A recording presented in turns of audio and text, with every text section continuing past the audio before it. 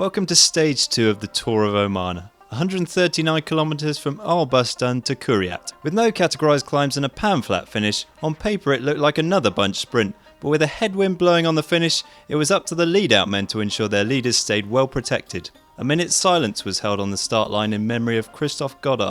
The Belgian rider from IM Cycling was killed the previous day in a training incident, leaving his team and the rest of the peloton in a state of shock.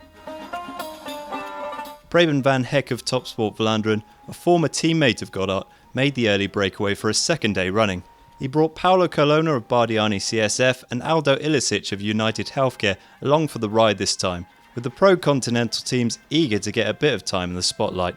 The ambling peloton were happy to give the three-man group some slack, and a lead of 7 minutes 45 was built inside the opening 40 kilometres. Van Hecke was first over the line at the first sprint of the day at Al Salil, by which point the peloton had started getting to work on reeling back the three escapees. Lotto Belisol with race leader Andre Greipel certainly had aspirations of keeping hold of the red jersey for another day, and began to increase the tempo in the bunch. Omega Pharma Quickstep and Tinkoff Saxo were also pushing the pace, and the breakaway's lead was soon down to under 3 minutes as the race entered the feed zone. Ilicic faded back into the bunch with 22 kilometres to go, with not much more than a minute between the chasers and the two remaining escapees. Van Hecke managed to get ahead of Colonna to claim more bonuses at the second sprint point, and soon enough the courageous duo were caught 10 kilometres before the finish.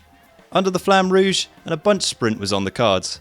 This time it was Alexander Kristoff who claimed his first win of the season, with Lee Howard of ORICA-GreenEdge again pipped into second place and Tom Bonen third.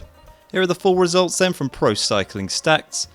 Understandably, many riders didn't have their minds focused on racing today, but we mustn't discredit great performances from the likes of Robert Forster in 4th and Peter van Speybroek in 7th. Lee Howard takes the overall lead after 2 podium finishes, 2 seconds ahead of today's winner Alex Kristoff. Bardiani bosses will enjoy looking at this table, with 3 of their riders occupying the top 10. After 2 bunch sprint finishes, stage 3 could be the first opportunity for some major time gaps to be established. The 145 km route from Bank Muscat to Al Bustan throws in a couple of short, steep climbs inside the last 25 km, which could provide the opportunists in the peloton with a chance to attack. Our prediction? Peter Sagan to take his first victory of the season. Vincenzo Nibali and Joaquin Rodriguez were all on the start line to see what sort of dividends their winter training has brought them. Their time will come later in the week, but stage 1 was the day for the sprinters.